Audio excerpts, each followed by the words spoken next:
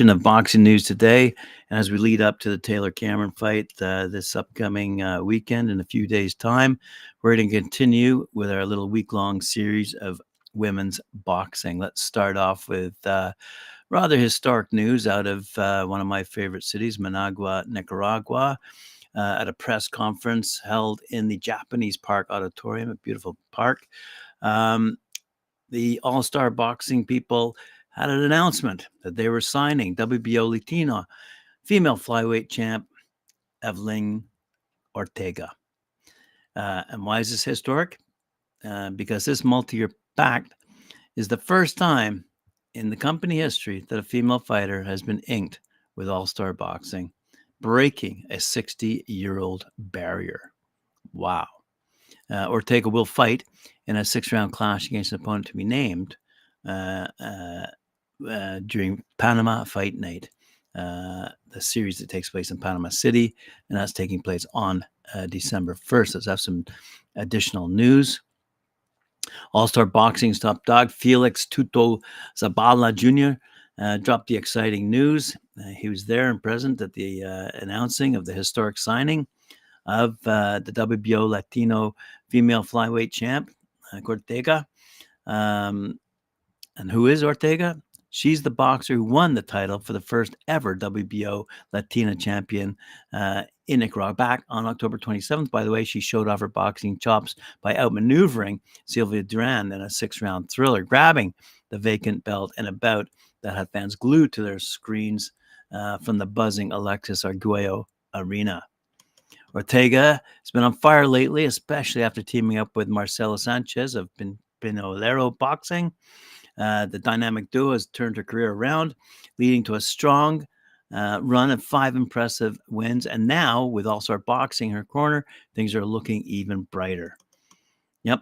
Zabala Jr., the president of All-Star Boxing, said we're over the moon to welcome the recently crowned Latino champion, Corocha Ortega, to our team. It's a new era, and Ortega's work ethic is something to behold. We're all aboard for a thrilling ride towards a world title shot in 2024. Ortega, the champ, is equally thrilled, and she said, I'm on cloud 9. Being the first female fighter in this company is a huge honor. When I won my belt, I just couldn't hold back the tears. Being a champion is everything to me. Now it's time for my next big leap in my career. So, as I said, she'll be fighting December 1st in Panama and gearing up for a fantastic 2024. Alrighty, let's have a look what else is happening. Oh, yes. Before we have the big fight night over in Dublin, we will have another series of fights taking place in France that will feature not one, but 2 fights with women in the ring. The first being someone who's familiar to Talkin Fight fans. We have interviewed her on the show. Ségolène Lefebvre. She's going up against one of Britain's young fighters, Tysie Gallagher, great gal. We'll have more to say about her in a second. And in the other fight, we see that also from France, Lycia Bardersa is going up against Spain's Eva Cantos. So that's happening this Friday night, the night before the big fight taking place in Dublin, featuring the Taylor Cameron card. So let's have a look and see who is this young lady from England. She's actually from a town of Luton in UK. And she's in her mid-20s, and recently outpointed celebrated former Team GB star Laura Whiteside to win the Commonwealth Super Bantamweight title back in April. So she's on cloud 9 as well, I suppose.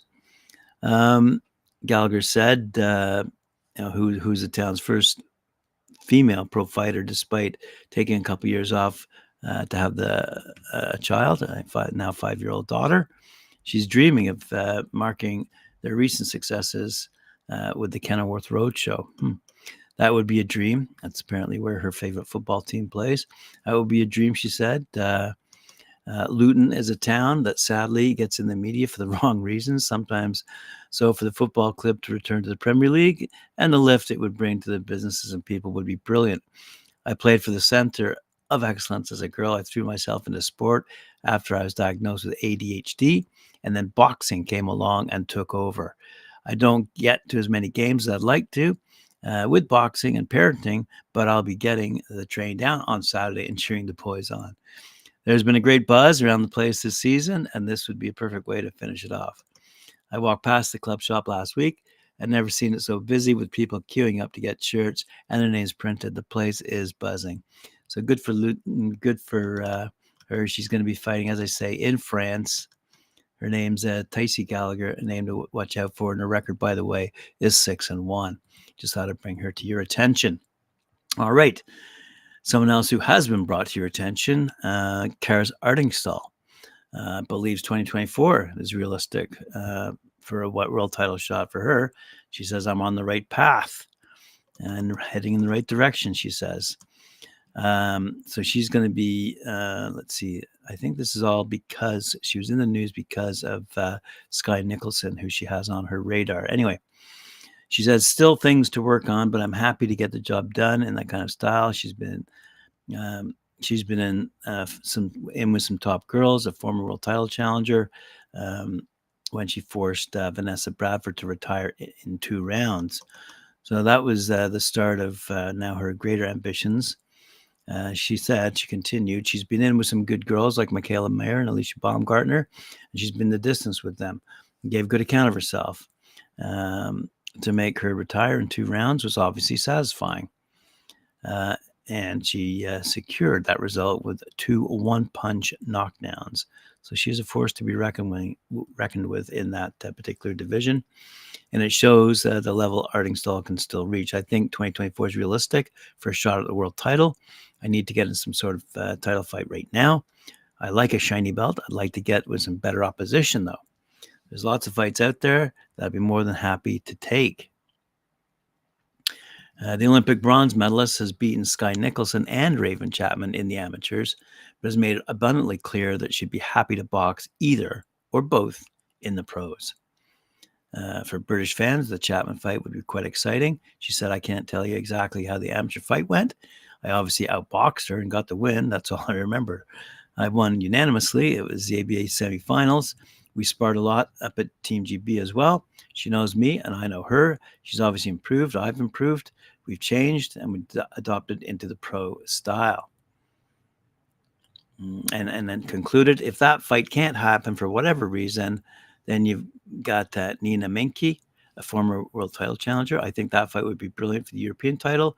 She's got the experience over me. She's got a good name. So I think it would be brilliant for me to have on my resume. I can't fight nobodies, and I expect to be ready for a world title shot. I need to have questions asked of me against the likes of Raven Chapman, Nina Menke, Tiara Brown, potentially. They're the names that I need to comp against to get the wins over them. Then tells me I'm heading in the right direction. I'm on the right path to knock on the door for a world title. Now, speaking of Olympics, let's move over to the Cubans. The Cuban female boxers, for the first time ever, took part in the Pan American Games, which recently concluded. And for a country that's synonymous with the sport of boxing, currently sitting second on the all-time Olympic gold medal list with 41, this may seem strange to us boxing fans. But the Caribbean nation's gender stereotypes in boxing mean that up until this point, only men have been allowed to compete while women were confined to training. And that all changed in December 2022 when the Cuban Boxing Federation lifted its ban and announced the creation of a national women's team ahead of the Olympic Games, Paris 2024. It means that women now have a chance to emulate Cuban boxing greats like Felix Savon or Teofimo Stevenson. Before my dream was that they approved women's boxing, featherweight Karen Castillo told Al Jazeera. Now that's approved. My dream has changed. I want to be a champion, win medals, and make history. Yeah, that's good for her. Good for her. Women's boxing appeared at the Olympic Games for the first time at London 2012 with just 3 weight divisions. And Nicola Adams of Great Britain, Ireland's Katie Taylor, and Clarissa Shields of the USA took the historic golds, if we all remember those days. What was that? Wow, 10, 11 years ago. But Cuban women could only look on and cheer as their male counterparts Robeisy Ramirez, Roniel Iglesias returned home to much fanfare with Olympic gold medals around their necks. The same story at Rio 2016 and Tokyo 2020, where Cuba delivered the highest number of boxing gold medals despite having no female participants on their team, which is very frustrating, given that Cuba's National Sports Institute had long allowed women to compete in other Olympic disciplines, including other martial arts. In addition, the opportunities to compete had never been greater after the amount of women's boxing divisions increased to 5 for Tokyo. The reason given for installing a different policy for boxing was centered around women's safety. However, many felt that the culture of vote protection for women stemmed from dated gender stereotypes.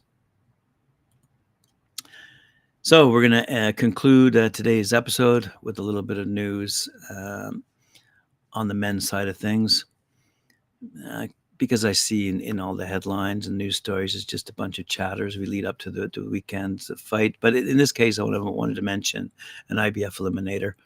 IBF number 3 middleweight, Denis Radovan. He's 17-0-1.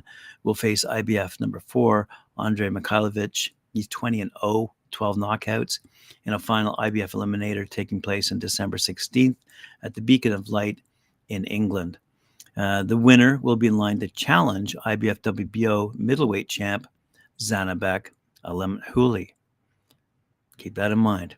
And this card is headlined, by the way, by a junior middleweight clash between Josh Kelly, 14-1-1, and Riork Kanapi, 17-1-1. 12 knockouts, by the way. So there you go. All the news fit to print for today, my friends. Appreciate you joining me. And we'll see you later on at 4 p.m. when I join Mike Orr for his show Knuckle Up. And then you can see me again, 11 a.m. Eastern Time, here on Talkin Fight, Boxing News Today, tomorrow. Thanks very much for joining me. We'll see you later.